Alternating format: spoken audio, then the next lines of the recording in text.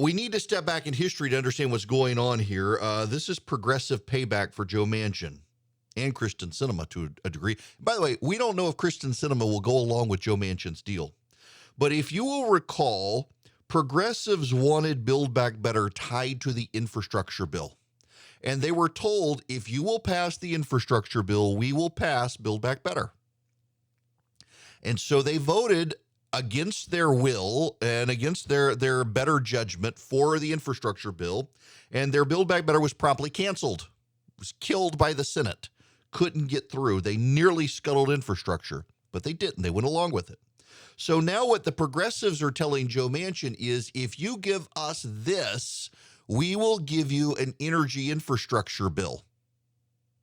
They're going to stick it to Joe Manchin. All of us can see it coming. Probably even Joe Manchin can see this coming, and Joe Manchin doesn't care.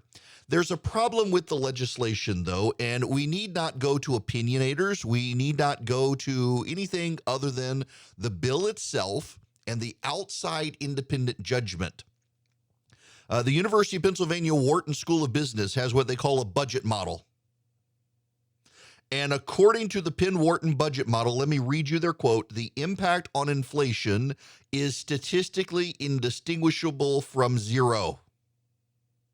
The impact on inflation of Joe Manchin's proposed legislation is statistically indistinguishable from zero.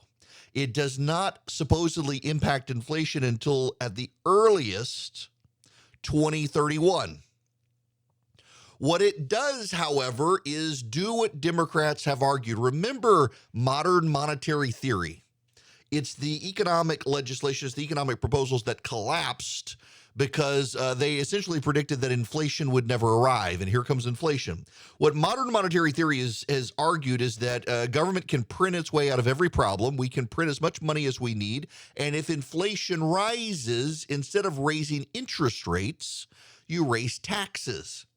And so what Manchin intends to do is to put on a 15% minimum tax on corporate income. Now, what that means is we're not talking net income, we're talking gross income.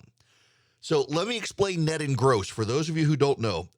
At the end of every month or every year, you make X number of dollars in salary. So let's say you make $100,000 in salary every year. When you subtract the taxes, the Social Security, and all of that, what you're left with is your net income. Your net income is lower than your gross income because gross income is your bottom line. Your salary from your company says you make $100,000 a year. And then your net income is minus taxes, minus insurance costs, minus copays, all that stuff that comes out of your paycheck. All that other stuff that comes out of your paycheck is what you're left with net. What the Manchin-Schumer plan will do is say, what is your gross income, corporations? Before all of your deductions, before all of your tax breaks, before everything, what is your income? Give us 15% of that. The problem here is that means businesses will not be able to effectively deduct costs, which means businesses will lower investments. Listen, if a business comes to your town and the business sets up shop in your town, the business gets to deduct those costs before paying taxes. Why? Because the business has come to town, they bought property, so now they're a property taxpayer. They have hired people, so now they're an employer creating jobs, and those employees will become taxpayers. So the business itself gets to deduct all of that stuff. Under this, the business won't be able to deduct any of that stuff until after they've given the government 15% of their money, which means businesses will slow their investments. They will have to recalibrate how they invest. That's not good. It's actually deeply tax negative. An analysis by the Joint Committee on Taxation found that 49.7% of the tax would hit American manufacturers at a time we're trying to get American manufacturers to come back from China. So essentially what has happened is that Congress looks like it's going to pass this CHIPS legislation. This would be a subsidy to American chip manufacturers, microchip manufacturers. And now, in this legislation, they're going to take back the subsidy they've given in the other legislation, which is only going to incentivize companies going to China. Additionally, The Joint Committee on Taxation finds that in order to pay for these things, most likely corporations will, one, raise prices, and two, cut salaries and hiring. So this will slow the economy. Again, that's why they think this is going to fight inflation. It's going to drive us into a recession without the Fed raising interest rates. That's probably actually what they want. They just can't say publicly, we're passing this legislation to drive us into a recession. Here's everything you need to know about this legislation. It raises taxes on corporations that will have to pay taxes on their gross. They won't be able to make deductions first, which means they will lower hiring, they will cut salaries, they will raise prices, they will slow investment.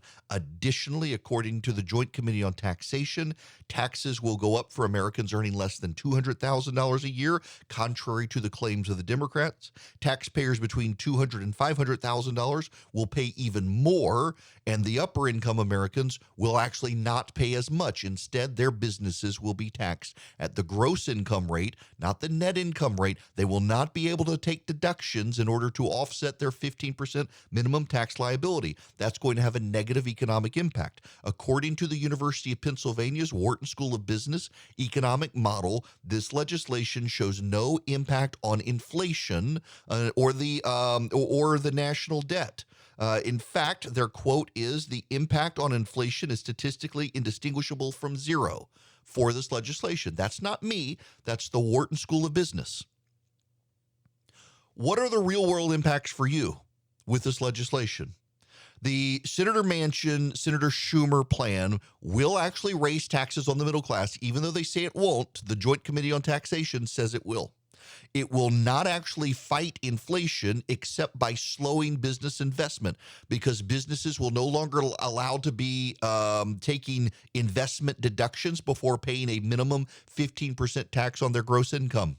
So they will slow hiring, they will slow salary raises, they will slow investment, and they will increase prices. So according to the Manchin-Schumer plan, all of your prices will go up, your salaries will go down, you will pay taxes, even though they keep saying you won't pay taxes. It's actually in the plan.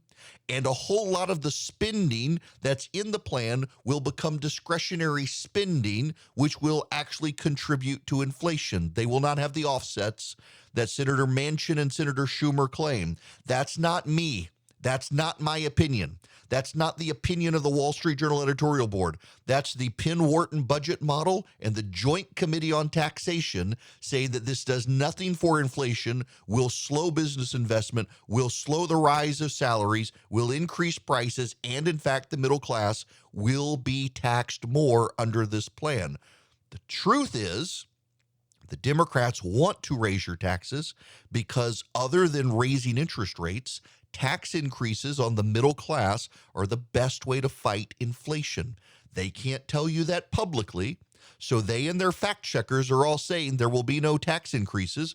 But if you bother reading the Joint Committee on Taxation's analysis, you will find the middle class is about to get slammed with a bunch of tax increases by Joe Manchin and the Democrats. And if you read the Penn-Wharton business model for budgets, it's not actually going to fix inflation. It's just going to send us into a recession.